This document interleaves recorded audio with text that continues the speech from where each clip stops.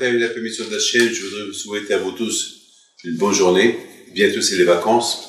Peut-être vous êtes déjà dans les vacances. Avec les deux dieux, que vous passez des bonnes vacances. Un bon aller-retour si Dieu veut. Alors, vous savez que il y a une chose que je dois vous dire. Il faut faire beaucoup attention à ne pas insulter vos enfants. Il ne faut pas jurer.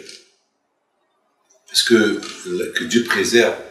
J'ai vu quelqu'un qui s'est souhaité cette semaine, j'ai vu quelqu'un qui s'est souhaité quelque chose pour que les gens le croient, alors qu'est-ce qu'il a dit? Si je mens, il m'arrive et le pauvre. Il est arrivé quelque chose de grave, je ne vais pas vous dire quoi. Et souvent ça, alors je vous en prie, faites beaucoup attention. Pourquoi? Parce qu'on dit que lorsque on insulte quelqu'un, ou lorsqu'on s'insulte, même pour la vérité, il peut passer un malach, un ange, et il dit Amen. Alors lui, il a dit Amen. Dieu préserve que ça n'arrive rien. Dans la paracha de la semaine, on voit, les paracha que nous avons lues, on voit combien la Torah, elle exige que ce qui sort de ta bouche, respecte-le. Il ne faut pas promettre des promesses et tu ne le respectes pas. Tu fais un don, il faut le payer.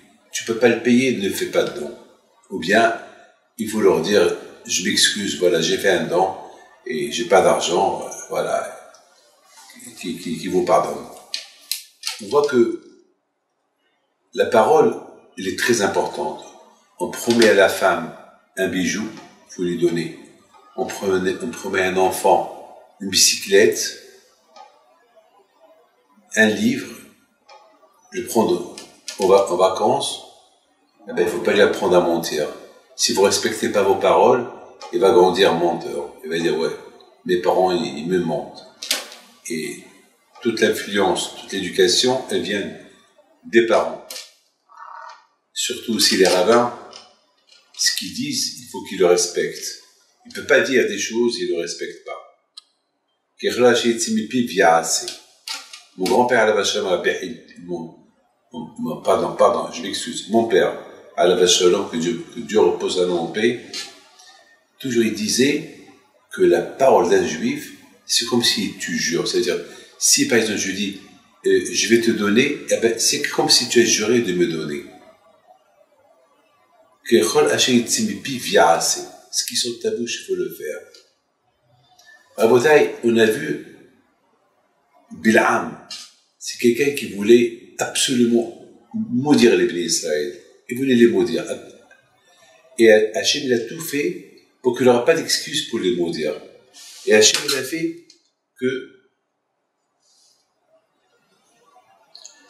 fait que les bénis Israël, ils seront toujours à l'abri.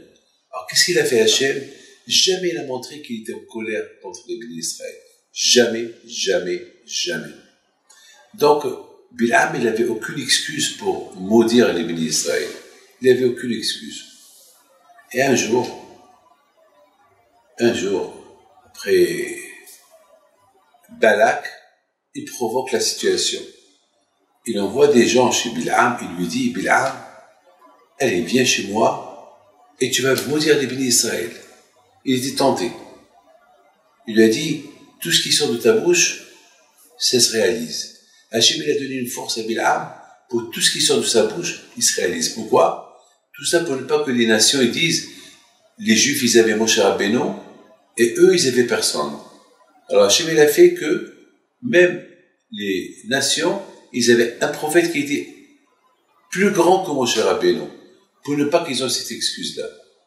Donc maintenant, Bil'am, il a trouvé génial l'idée de maudire les Juifs. Mais il n'avait pas d'excuse pour les maudire.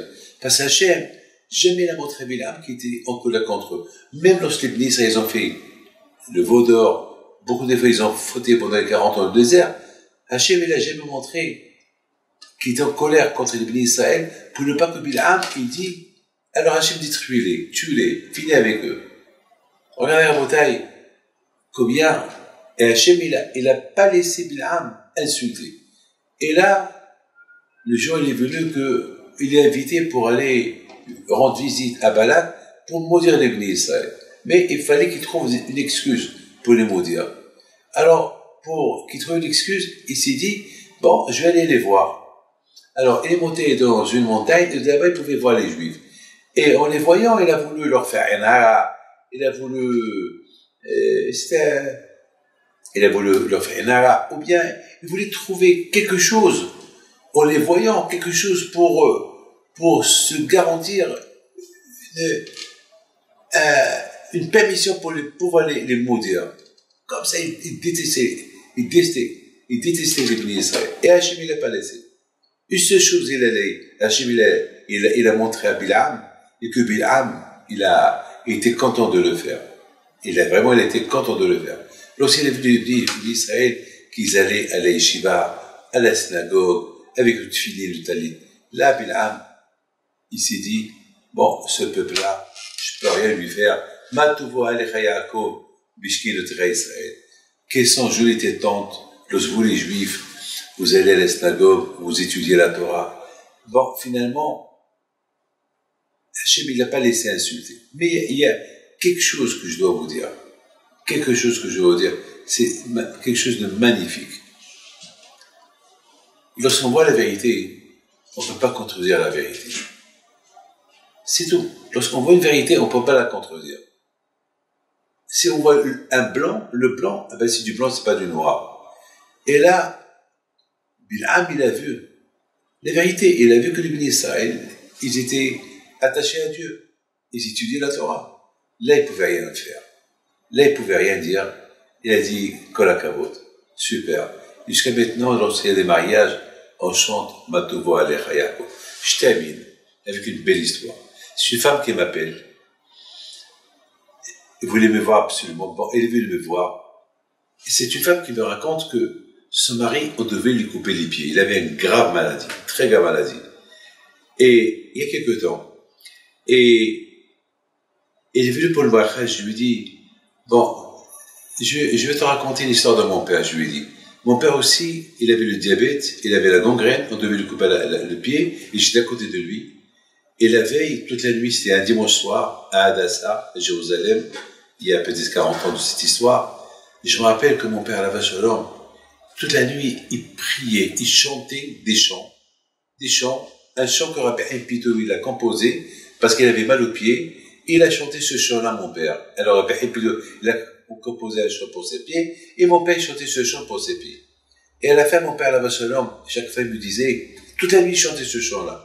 Et il disait, Bisrout, ce chant qu'il a chanté à Rabbi Chaim Pinto, que toi, Kadosh Baruch Hu, tu m'envoies les rêves à mes pieds, et qu'on me coupe pas les pieds.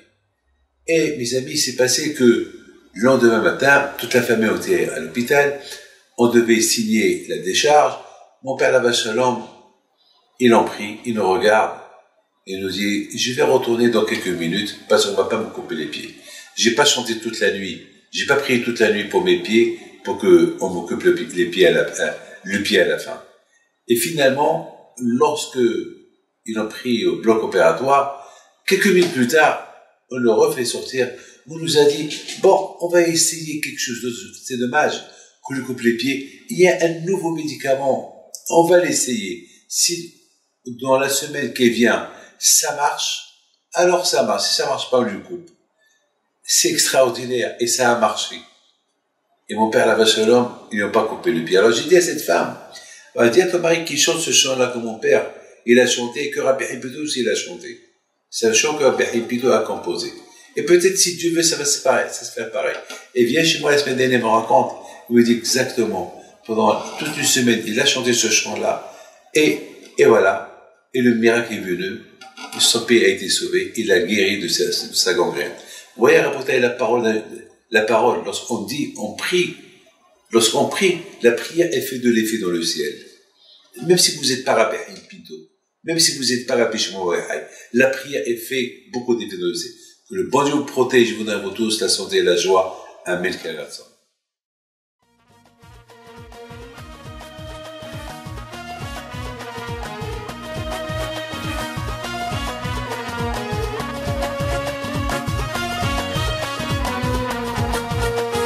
نوضوا يا ناس غرتوا على ربيع حيم بنتو وقف لنا زي